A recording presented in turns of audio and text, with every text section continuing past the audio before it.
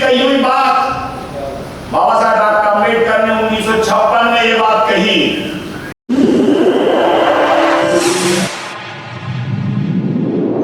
इस news channel पर जो भी वक्ता ने कहा वो उसकी अपनी राय है, जिसकी पुष्टि नेशन न्यूज इंडिया नहीं करता। धन्यवाद। कि मुझे मेरे समाज के पढ़े लिखे लोगों ने धोखा दिया। कितने साल हो गए 1932 से 56 को, साथियों 24 साल आई थिंक, बहुत लंबा पीरियड था। इसलिए हमारे लिए साथियों बहुत जरूरी है, क्योंकि प्यारेलाल ने कहा कि जिस समाज का बुद्धिजीवी वर्ग ही अपने समाज के प्रति अगर बेईमान हो जाए,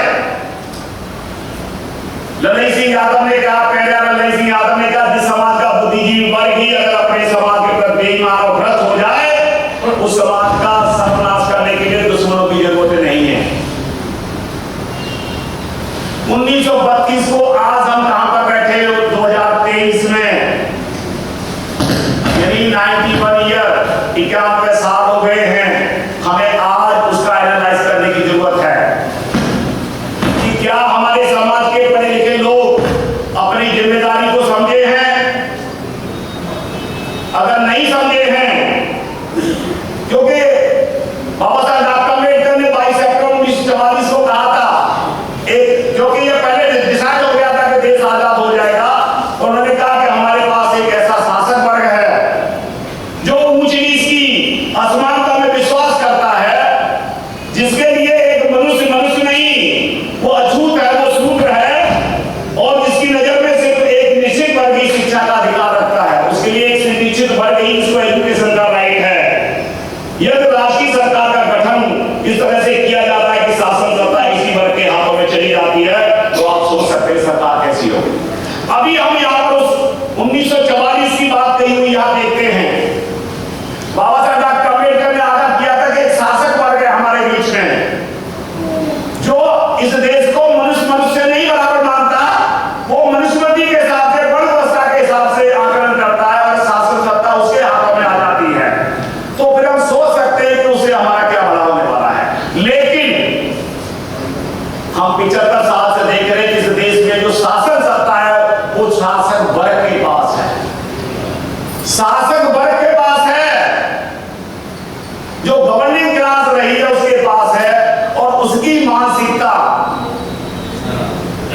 वर्ण व्यवस्था के हिसाब से है। बाबा साहब डॉक्टर अम्बेडकर ने कहा एक जगह, अगर कोई जज न्यायालय में बैठा हुआ है और वो जज ब्राह्मण है, तो अपने घर में वो मनुस्मृति ब्राह्मण होने की सर्वोच्चता की नीति की वजह से किसी अनटचेबल्स को अपने घर में नहीं घुसने देता। वो जज अपने घर में अनटचेबल्स को अपने घर में नहीं घुसने देता। अगर उसके जज के सामने कोई ऐसा केस आ जाता है अनटचेबिलिटी का, तो उसे आप क्या उम्मीद कर सकते हैं? वो न्याय करेगा? वो नहीं न्याय करेगा। तो उसकी मानसिकता तो हिंदू धर्म के हिसाब से जो ब्राह्मण है। इसीलिए हमारे लिए ये जरूरी है, सबसे इंपॉर्टेंट है। बाबा साहब डॉक्टर अम्बेडकर ने कहा, मेरा यह मत है कि जब तक आप अपने समाज का ढांचा नहीं बदलते, सबसे इंपॉर्टेंट है कि हम जिस ढांचे पर बैठे हुए हैं, वर्ण व्यवस्था का जो ढांचा है, जब तक हम इस ढांचे को नहीं बदलते हैं, तब तक हमारी प्रोग्रेस नहीं हो सकती। तब तक आप अपने समाज के आत्मरक्षा के लिए, सेल्फ डिफेंस के लिए,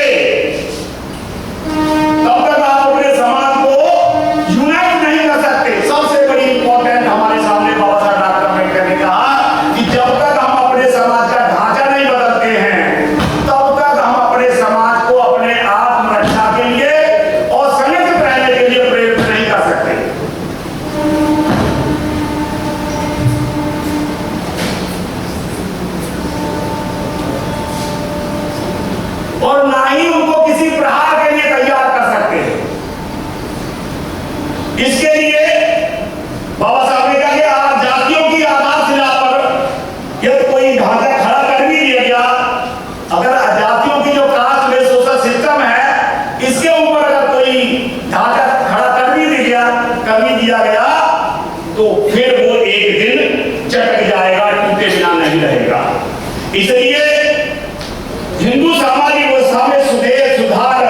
नहीं लाया जा सकता।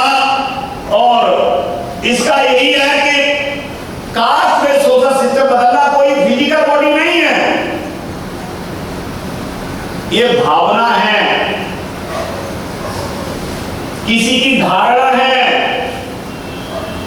उसके अंदर जो बनी हुई व्यवस्था की धारणा है। क्योंकि हम लोकतांत्रिक व्यवस्था की बात करते हैं, डेमोक्रेसी को भी बाबा साहब डॉक्टर अम्बेडकर ने डिफाइन किया कि जब तक हमारे अंदर अंतःकरण की भावना ना हो, कोई भी व्यक्ति इसको मैं नहीं जानता, अगर उसके साथ कोई दुर्घटना होती है, उसके साथ कोई इंसिडेंट हो जाता है या वो भूखा है, बाबा साहब ने एग्जाम्पल दिया कि अगर वो व्यक्ति भूखा है तो उसके भूखेपन का उसके भूखेपन का एहसास मुझे होना चाहिए। अगर वो भूखा है और मेरी जाति का है तो मुझे अगर उसके जाति की वजह से अगर एहसास हो रहा है तो फिर मेरे अंदर अंतःकरण नहीं है। इसीलिए इस देश में हम जो बात कर रहे हैं, हमारे जो अधिकारों की बात है, वो अधिकार इस देश में बाबा साहब डॉक्टर अम्बेडकर ने कहा कि जब तक राजनीतिक लोकतांत्रिक तब तक सर्वाइव नहीं कर सकता जब तक सोशल डेमोक्रेसी देश में नहीं आती। सोशल डेमोक्रेसी समाज का की संरचना अगर प्रजातांत्रिक तरीके से नहीं है तो इस देश में भी राजनीतिक लोकतांत्रिक जो है वो अपनी कसौटी पे खड़ा नहीं उतरेगा। सबसे इंपॉर्टेंट है हमारे लिए इस देश में सोशल डेमोक्रेसी। अगर हम सोशल डेमोक्रेसी को नहीं ला पाते हैं तब तक क्यों? क्योंकि संवैधानिक आर्टिकल 13, मेरे को बार बार पर्ची आ रही है, मैं चाहता था, है ना, ओके 5 बजे तक कॉल है।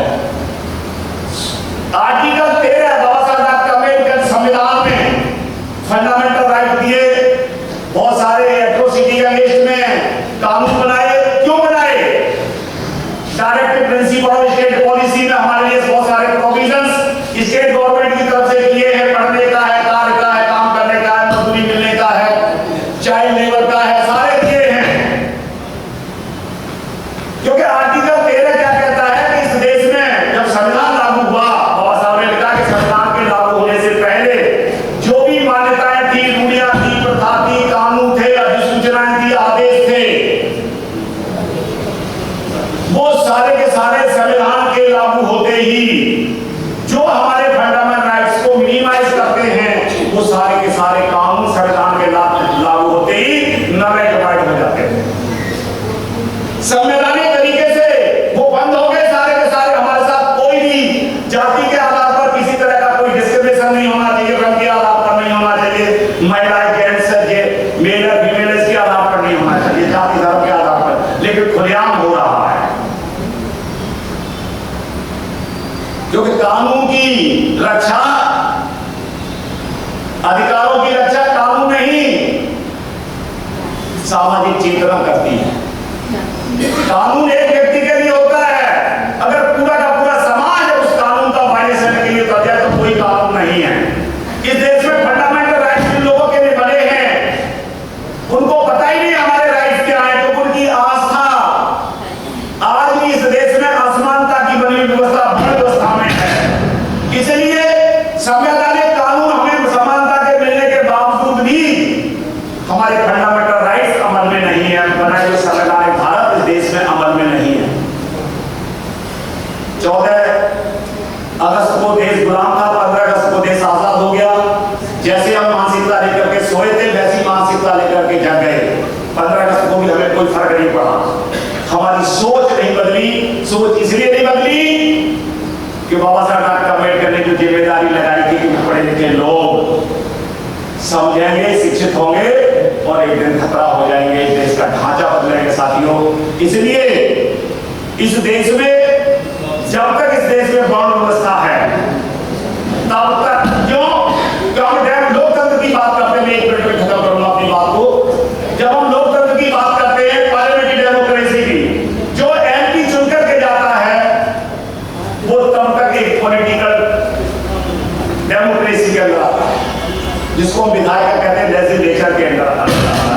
लेकिन जैसे ही वो मिनिस्टर बन जाता है लेकिन जैसे ही वो मंत्री बन जाता है वो एजुकेटेड क्लास का हेड हो जाता है। जो एजुकेटेड क्लास होती है मंत्री उसका हेड होता है।